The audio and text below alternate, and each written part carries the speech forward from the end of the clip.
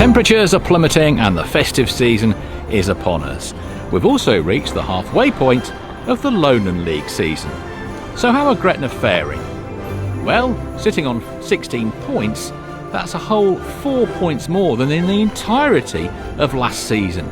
So that is a massive improvement. But the job is not yet done. No sides have been cut adrift this year. Today the Braves are in town, and you have to be brave or mad to play in this weather because Storm Dara is blowing through Raydale Park.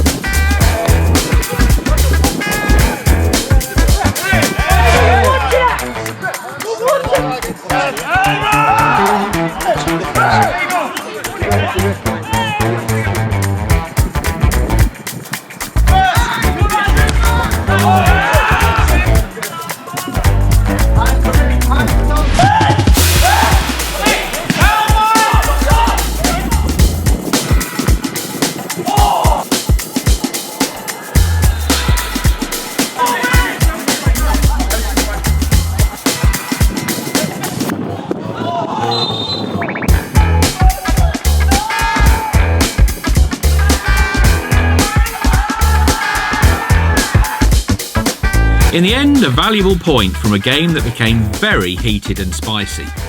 Talking of which... How many mince pies do you make during December? Maybe like 500 a day. 500? Sometimes less, sometimes more. And all different styles?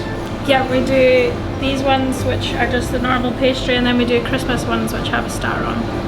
What's your other big Christmas seller in December? Probably Christmas cake. Fruit cake. Yeah.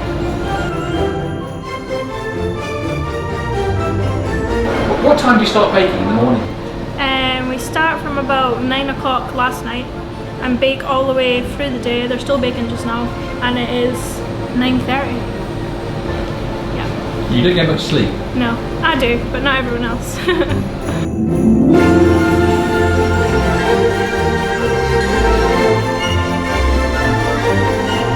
My thanks to Cameron and Kelsey at Gretna Bakery. So, with Santa's mince pies sorted, it's time to wrap up and head back to Raydale Park.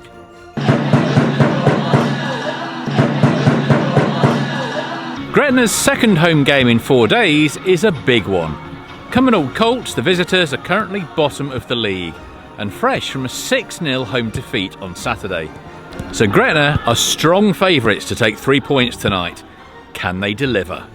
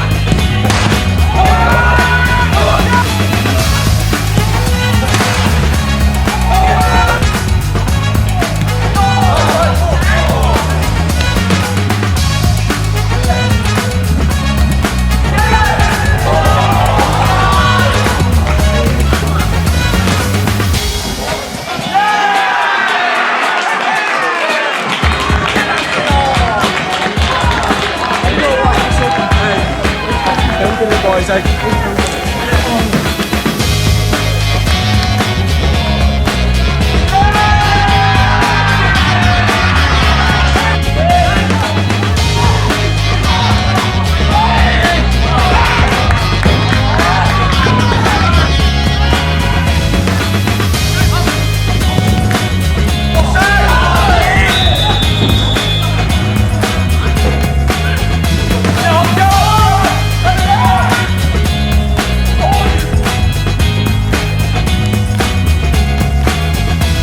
Poor first half. A couple of home truths to a few of the boys at half time. It was probably the first half this year where we felt like we never really went through the gears. But then I also had to give the boys a bit of credit because we didn't really get out the starting blocks and we were still in the game.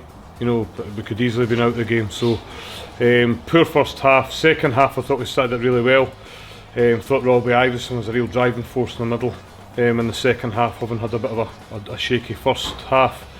And then obviously the sending off helps us greatly. The second sending off's like a golden ticket, isn't it? You know, we're delighted at that point. And then I think the key point was to get the goal straight after that. Sam Atkinson with another assist. Dean deserves his goal. Last couple of games he's worked really hard and he's done a lot of good in the game. But those attackers are judged by goals, so I think he was getting a bit frustrated that he hadn't found the net. So great finish for Dean. And then we tried to see the game out. We could have done with killing it off. The last 10 minutes were a bit nervy, but really important. Puts a bit of daylight between us and the bottom end of the league, which is really, really important for us. And if somebody told us at the start of the week we'd have took 4 points from Cali Braves at home and then Cumbernauld at home, we'd have probably took that. Halfway through the season, what's your assessment, Nicky? I think we've got to be pleased with where we are. Obviously comparison to last season's like night and day. I think we could probably have a few more points. I think a few harsh decisions, one being the game we've just watched. But no, I think we've got to be pleased. Obviously the league's tightening up a wee bit at the bottom, but I think fingers crossed, a couple more wins on the board and we can look up instead of down. So the lights on. And the lights are off. When you take a step back, I think the guys are delighted that we got the amount of points we did in the first half of the season, because of following on obviously from last year. We'd surpassed the whole points total for the season, but also I think the underlying feeling was there was 3 or 4 games that we probably left points out there. So we probably, the target for the second half is to make sure that we go out and make more points than we did in that first half of the season. Helps that we've now got Cali Braves out the road, we've got Celtic B out the road, and we've got East Kilbride out the road, so we've got no one in the top 3 to play now. So hopefully these games that are coming up between now and the end of the season are games that we should get more points in.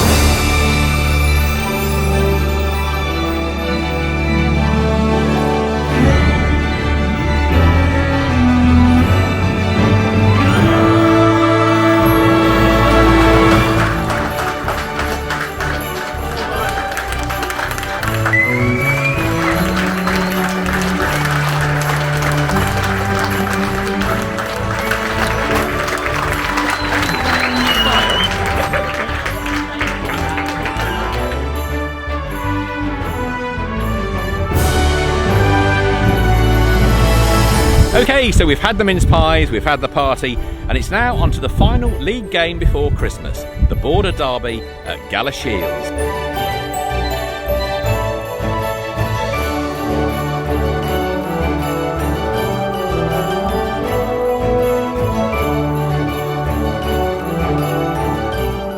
Now, you won't find many grounds in Scottish football that can boast a stand that has won architectural prizes. Gala Shields is the home of a real treasure. No, not this stand, that one. Architect Peter Womersley's iconic stand was built in 1963. Now a Category A listed building, it's an example of late modernist formalism in Scotland. It's been described as a masterwork of geometry and proportion. It's also been described as a very cold place to watch football when the wind is blowing through the valley, as it is today. Now, there is a backstory to this tie. It was postponed from the beginning of December, but the time it was rescheduled to the 21st of December, a number of the first team regulars were already off to Lapland. So Vinny has called on a significant number of the under-20s squad. Today is another Gretna underdog story.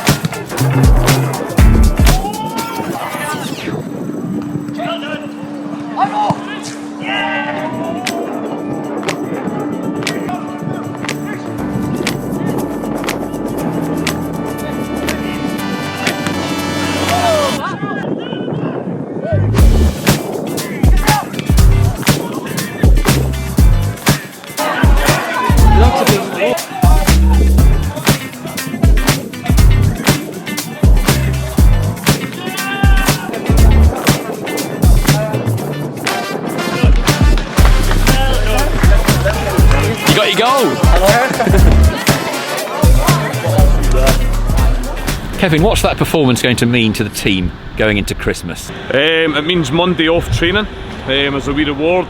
It also puts some distance between us and the bottom, which is always pleasing, so we're not looking over our shoulder. And also, you know, great result today, and 16-year-old lad for the under-17s gone for 75 minutes. Just, you know, that's what everybody at the club wants to see happening. Local lads coming through the academy and getting into the first team, and he goes in there for 70 minutes, and I thought it was fantastic. So that was just a brilliant day for him. So let's just savour that Christmas League table. 11th position for the pre-season relegation favourites. Vinny will enjoy his Christmas pudding. And now, some festive words from the chaplain. I'd just like to wish everyone associated with the football club and in the area a very happy Christmas and New Year. And just to encourage everyone, while we enjoy all the food, the festivities and the parties and the presents and whatever else, just to think about the reason behind the season and to maybe put aside the tinsel and think about the truth as well. We just celebrate the Saviour's birth. So we're looking ahead to a new year, hopefully great things for the club, onwards and upwards.